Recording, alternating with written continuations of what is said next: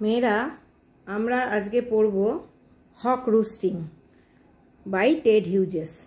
Ted Hughes ছিলেন ইংল্যান্ডের কবি। 1930 সালে জন্মেছিলেন এবং 1998 সালে মারা যান।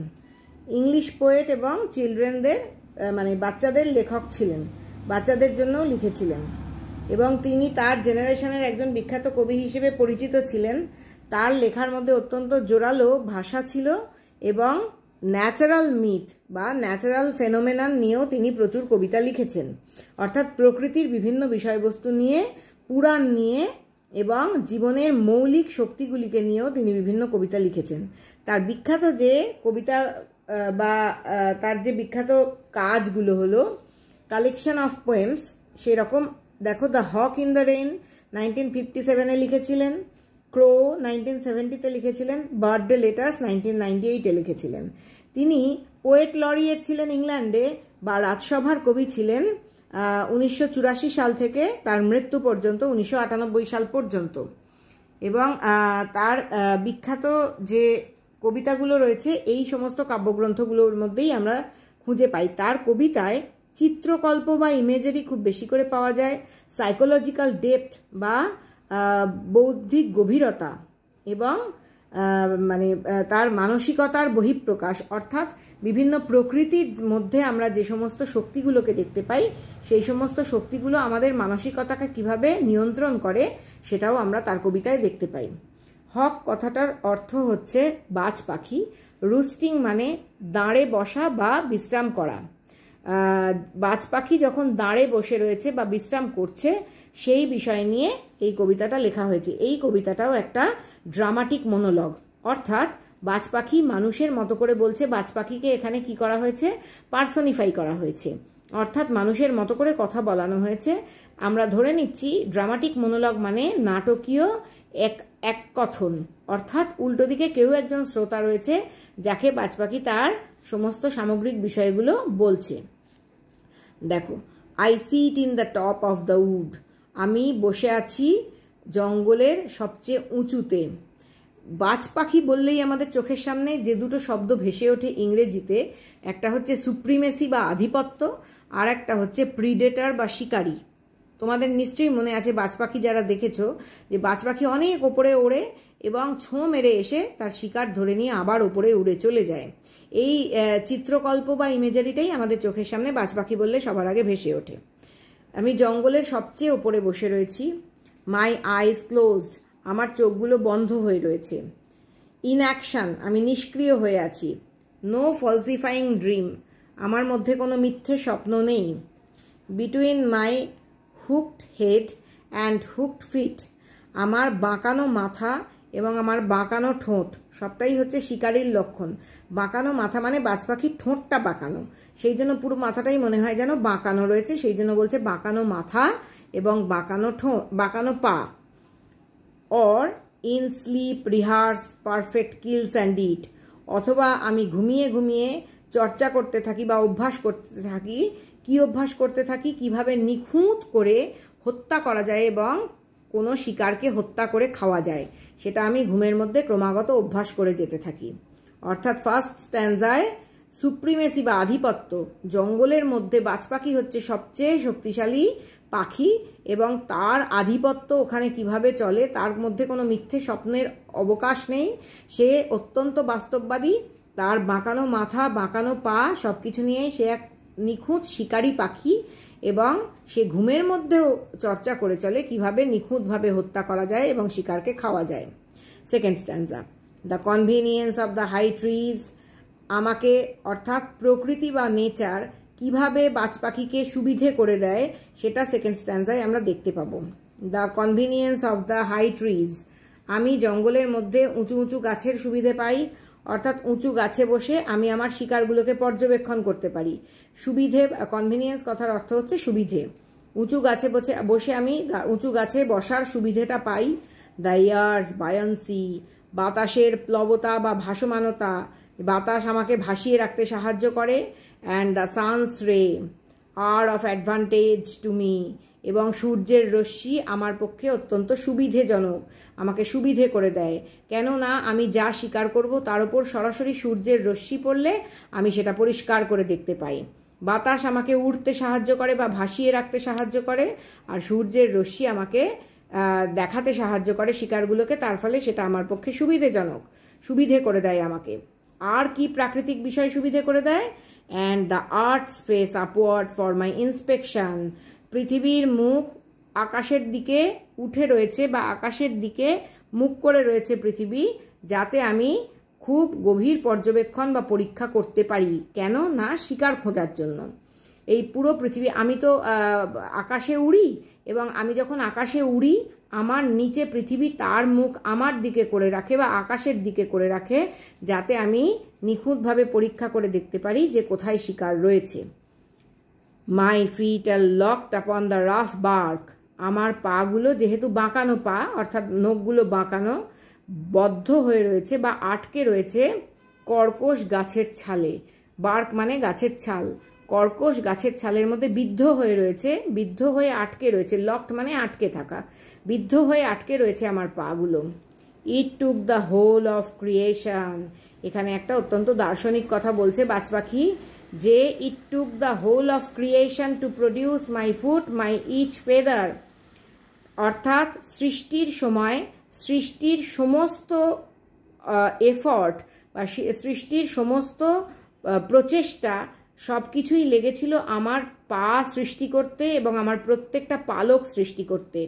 অর্থাৎ সমস্ত সৃষ্টির সময়, মানে সৃষ্টি যখন হয়েছিল, পৃথিবী সৃষ্টি হয়েছিল যখন, সেই সময় যেভাবে সৃষ্টি হয়েছিল তার পুরো এফর্ট বা প্রচেষ্টাটাই লেগেছিল আমারই পা এবং আমারই প্রত্যেকটা পালক সৃষ্টি করতে। অর্থাৎ কতটা অহংকার, কতটা দম্ভ বাজ পাখির মধ্যে রয়েছে, যে সৃষ্টির সময়, পৃথিবীর সৃষ্টির সময় আমার সৃষ্টিটাই সবচেয়ে গুরুত্বপূর্ণ হয়ে দাঁড়িয়েছিল। সমস্ত প্রয়াস, সমস্ত প্রচেষ্টা লেগে গিয়েছিল কাজে আমার পা এবং আমার পালক সৃষ্টি করতে। এখন পরিস্থিতি কি দাঁড়িয়েছে দেখো। Now I hold creation in my foot. এখন সমস্ত সৃষ্টিকে আমি আমার পায়ে ধরে রাখি। অর্থাৎ বাজ পাখি, তোমরা জানো যে পা দিয়ে শিকার ধরে। আমি প্রথমেই বললাম যে বাজ পাখি উড়ন্ত অবস্থায় ঘুরে ঘুরে নেমে আসে নিচে, শিকারকে পা দিয়ে ধরে ছোঁ মেরে আবার ওপরে নিয়ে চলে যায়। তাহলে সৃষ্টি বলতে এখানে ওর শিকারকেই বোঝানো হচ্ছে। সৃষ্টি এখন আমার পায়ে আমি ধরে রাখি, আই হোল্ড, আমি ধরে রাখি সমগ্র সৃষ্টিকে আমার পায়ে। অর্থাৎ আমি এই সৃষ্টির প্রত্যেকটা বিষয়ে আমি স্বীকার করি এবং তা আমারই নিয়ন্ত্রণে থাকে। অর ফ্লাই আপ, অথবা আমি উড়ে ওপরে উঠে যাই। And revolve it all slowly, এবং ঘুরে ঘুরে বৃত্তাকারে আমি পুরোটা দেখতে থাকি আস্তে আস্তে। রিভলভ ইট, রিভলভ মানে বৃত্তাকারে ঘুরে ঘুরে আমি এটা দেখতে থাকি। ওপরে উড়ে উঠে যাই এবং ঘুরে ঘুরে দেখবে বাজ পাখি আকাশে ঘুরে ঘুরে ওড়ে। হ্যাঁ, একদিক থেকে আরেক দিকে যায় না, ঘুরতে থাকে, ক্রমাগত ঘুরতে থাকে। রিভলভ ইট অল স্লোলি, আমি ঘুরে ঘুরে আকাশে আস্তে আস্তে দেখতে থাকি। কি দেখতে থাকি? যে কি শিকার করা যায় বা আমার শিকার কোথায় কিভাবে রয়েছে। I kill where I please because it is all mine. আমি হত্যা করি, পরিষ্কার, কোনো রকম কোনো দ্বিধা নেই, কোনো জাস্টিফিকেশান নেই। অর্থাৎ কোনো রকম কিছুকে সঠিকভাবে ভ্যালিডেট করার কোনো তার ইচ্ছা নেই। অর্থাৎ আমি জাস্টিফাই করতে চাইছি, আমি হত্যা করেছি তার কারণ হচ্ছে এই, আমি হত্যা করেছি তার কারণ হচ্ছে ওই। হ্যাঁ, এই রকম কোনো কি বলবো, অজুহাত তার দরকার হয় না। সে কি করে? I kill where I please, আমি হত্যা করি যেখানে আমার মন চায়। হোয়ার আই প্লিজ, যেখানে আমি ভালো লাগে আমার হত্যা করতে। বিকজ, কেন আমি যেখানে খুশি হত্যা করি?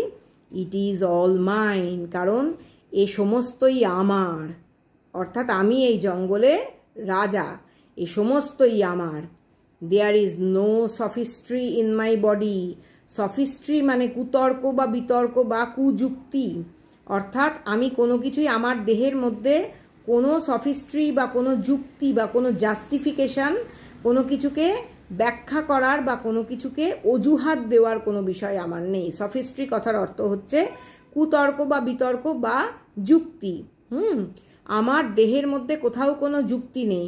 দেখো, যখন ভারতবর্ষ পাকিস্তানকে আক্রমণ করে বা পাকিস্তান ভারতবর্ষে টেররিস্ট পাঠিয়ে হত্যা করায়, তখন দেখবে খেয়াল করে তারা কিন্তু বিভিন্ন ধরনের যুক্তি দেয়। তোমরা কেন টেররিস্ট পাঠিয়েছো? তার কারণ হচ্ছে এই। তোমরা কেন পাকিস্তানকে আক্রমণ করেছো?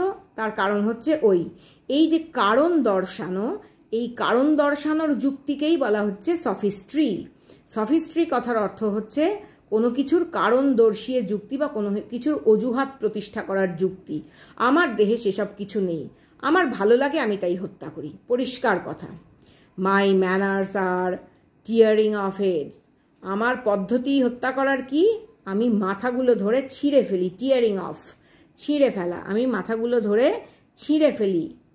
দ্য অ্যালটমেন্ট অফ ডেথ, হত্যার বরাদ্দ আমি নির্ধারণ করি। দ্য অ্যালটমেন্ট অফ ডেথ, হত্যার বরাদ্দ আমি নির্ধারণ করি। কে মরবে কে বাঁচবে সেই বরাদ্দটা আমি নির্ধারণ করি।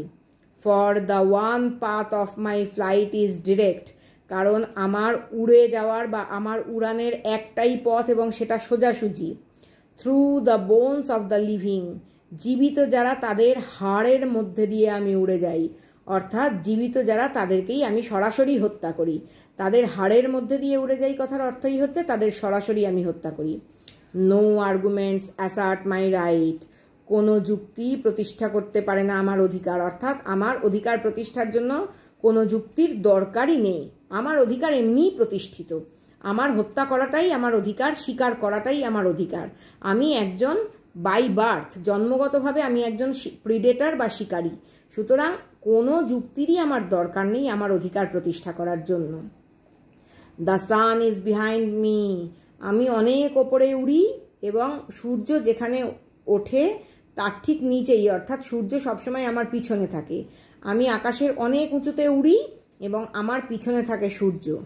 Nothing has changed since I began, যবে থেকে আমি স্বীকার করা শুরু করেছি বা এই সৃষ্টি ঈশ্বর সৃষ্ট এই জগতে আমি আমার কাজ শুরু করেছি, কিছুই তখন থেকে পরিবর্তন হয়নি। তখন থেকেই আমি শিকার করি এবং শিকার করে আমি আমার খাদ্য সংগ্রহ করি এবং আমি আমার মেজাজ অনুযায়ী, আমার মর্জি অনুযায়ী আমি শিকার করি। My eye has permitted no change, আমার দৃষ্টি কোনো পরিবর্তন হতে দেয়নি। এই যে সৃষ্টির পর থেকে কিছুই পরিবর্তন হয়নি, যবে থেকে আমি শিকারের কাজ শুরু করেছি আমার দৃষ্টি কোনো কিছু পরিবর্তন হতে দেয়নি। এখানেও দেখো কি ভীষণ অহংকার। I am going to keep things like this, আমি সমস্ত কিছুকে ঠিক এই রকমভাবেই রেখে দেব। আই অ্যাম রেখে দিতে চলেছি। I am going to keep, আমি সমস্ত কিছুকেই এই একই রকমভাবেই রেখে দেব বা রেখে দিতে চাই বা রেখে দিতে চলেছি। আশা করি বুঝতে পেরেছো যে এই যে প্রকৃতিতে শিকারীর সঙ্গে শিকারের যে সম্পর্ক এবং একজন শিকারী কিভাবে নিজের শ্রেষ্ঠত্ব প্রতিষ্ঠা করে এবং সে এই ঈশ্বর সৃষ্ট এই জগৎকে কিভাবে আমাদের চোখের সামনে তুলে ধরছে বা তার বর্ণনায় ব্যক্ত করছে, সেটা আমরা এখানে বুঝতে পারছি। তোমরা যারা বাস্তুতন্ত্র পড়েছো, কে কাকে খেয়ে বা কে কাকে হত্যা করে কিভাবে বেঁচে থাকে সবটাই তোমরা জানো। এখানে হক বা বাজ পাখি তার দাঁড়ে বসে বা বিশ্রামের সময় এই তার জীবন কাহিনী আমাদের বলছে এবং সে হত্যা করা নিয়ে কোনো যুক্তি দিতে চাইছে না এবং কোনো যুক্তির দ্বারা সে তার হত্যা করার অধিকার প্রতিষ্ঠাও করতে চাইছে না। সে শুধু পরিষ্কার ভাষায় বলছে যে সে অত্যন্ত অহংকারী একজন জীব, তার আধিপত্য এই জঙ্গলে সর্বোৎকৃষ্ট এবং তার সুপ্রিমেসি কেউ চ্যালেঞ্জ করতে পারে না এবং সে একজন অত্যন্ত দক্ষ প্রিডেটর বা শিকারী। সে এই তার দৃষ্টি এইভাবেই কোনো পরিবর্তন হতে দেয়নি সৃষ্টির পর থেকে এবং সে সমস্ত কিছুকে ঠিক এইভাবেই রেখে দিতে চায়, যেভাবে একজন শিকারী এবং একজন সুপ্রিম পাওয়ার হিসেবে যার আধিপত্য চিরকাল রয়ে যাবে সে সেভাবেই সমস্ত বিষয়টাকে রেখে দিতে আগ্রহী বা ইচ্ছুক।